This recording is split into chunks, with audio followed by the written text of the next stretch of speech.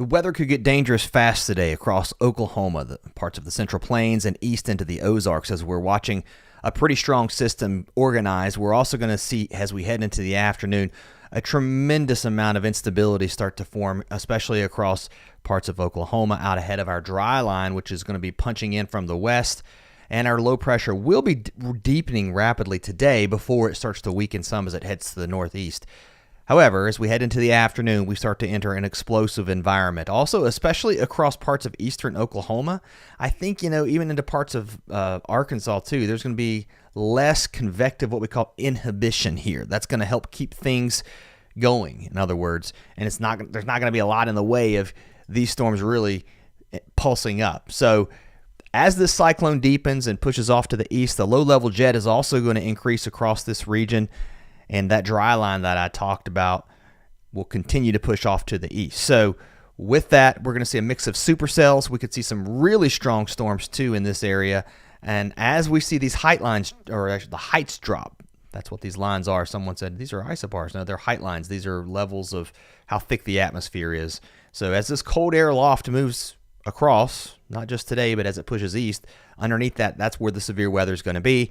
And we're definitely going to see that today. So some really large hail. Some of it could be in the order of baseball size. So that's a big thing you got to think about too. I think sometimes you think about the tornadoes. That could be a problem. Also damaging winds. And a few of the tornadoes that come out, especially here across East Oklahoma, central East Oklahoma into Arkansas, they could be intense.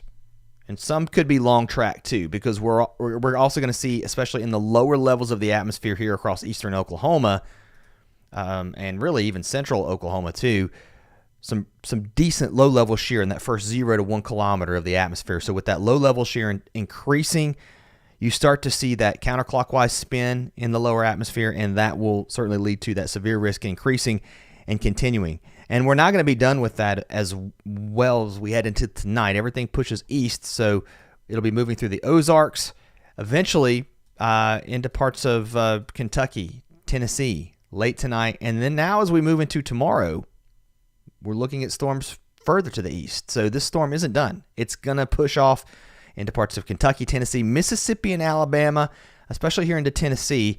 A pretty decent risk of severe weather. I was talking about this yesterday. I said, I don't know that the Storm Prediction Center doesn't push things up to a 4 out of 5, a moderate outbreak look. I don't know about tomorrow, but definitely looking strong. Maybe not as strong as what we're seeing today, but, stay weather aware. I'll be watching it too. The tornado risk, you've got this hatched area across parts of Kentucky, Tennessee, down into Mississippi and Alabama. So there is a risk of tornadoes here as well. And not zero, but there is going to be some potential for tornadoes further to the north into Indiana, Illinois, but not just as high as, again, further to the south. And as we move now into Wednesday, this all pushes to the east. Let's look at the future radar. Let's time these storms out, and I'll show you the modes we're looking at. We've kind of talked about the ingredients. Now let's look at it visibly here.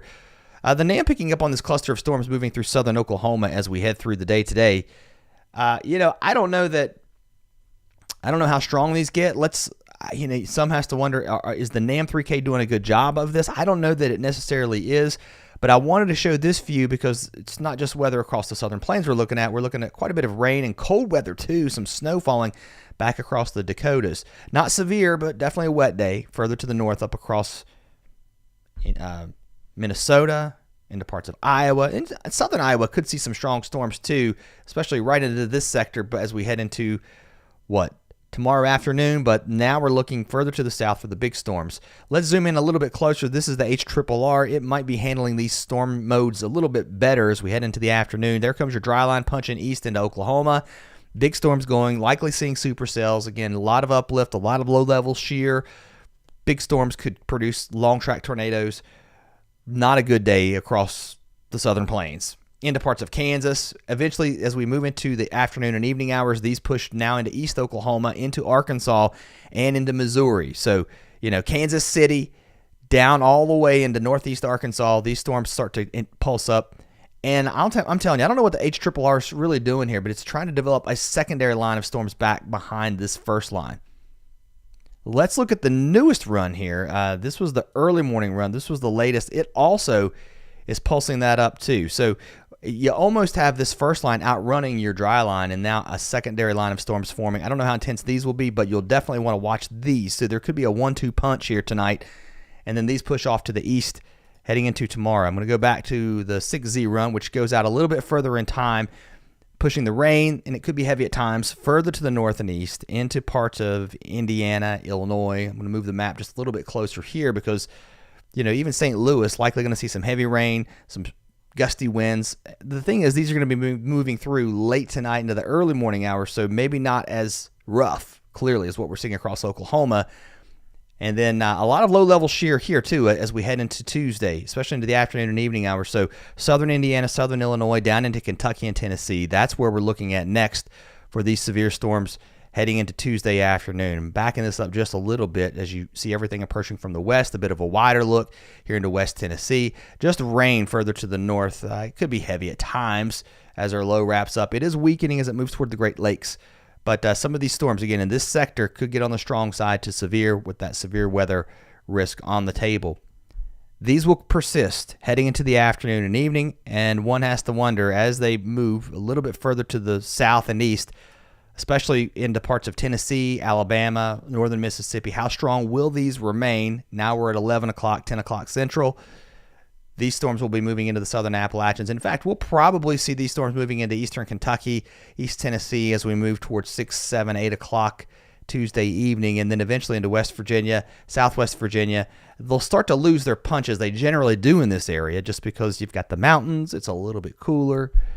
Tornadoes don't get stopped in mountains. It's usually the temperature differences. It's a little cooler, and that usually helps out. And that's why some people say, and I've said it before, tornadoes, they go to West Virginia to die. It's not always the case, but the mountain's certainly favorable for you. At least the weather conditions are, as we see that those cooling temperatures. But I think even into Tennessee, some of these will persist into the evening hours with some gusty winds, some hail possible as this blows through. Further to the west, and now I want to show you a wide look at the rest of the week too, because out here it's cold. This is on the backside of this storm. Some snow. We've seen big snows across the Rockies. That settles down. The weather's changing here.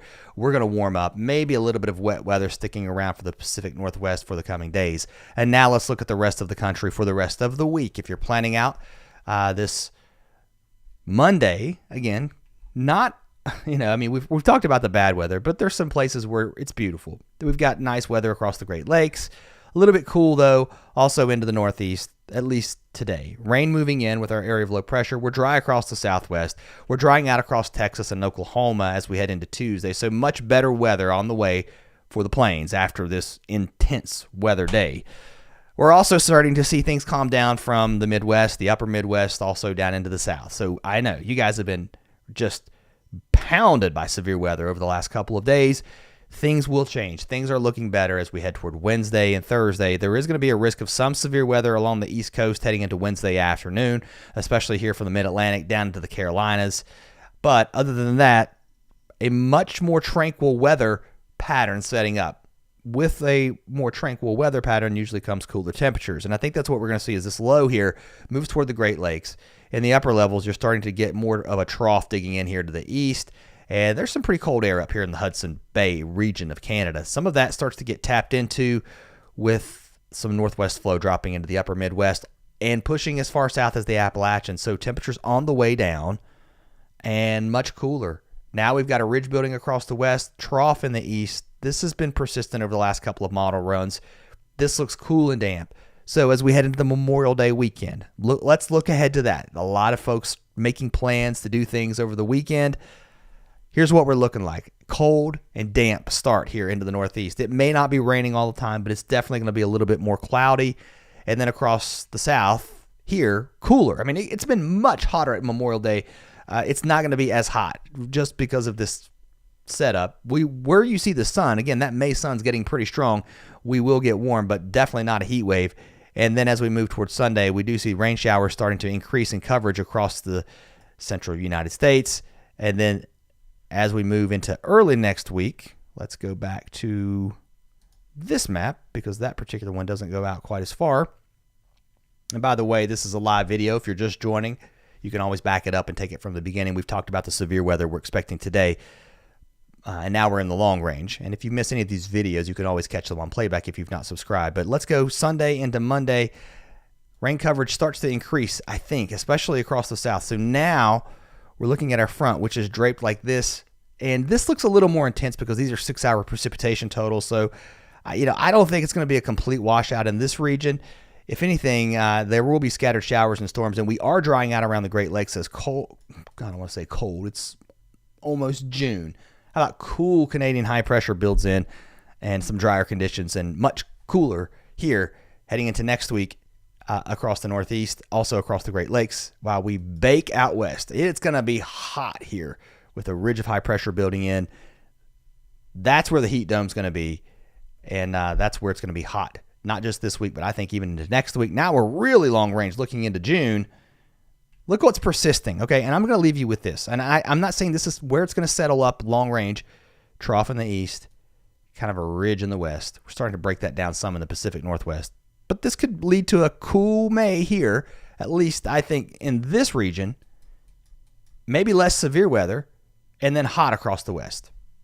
That's my take for the end of May. All right. Thanks for watching, guys. Hope you have a great Monday, and I will see you next time right here. Adios.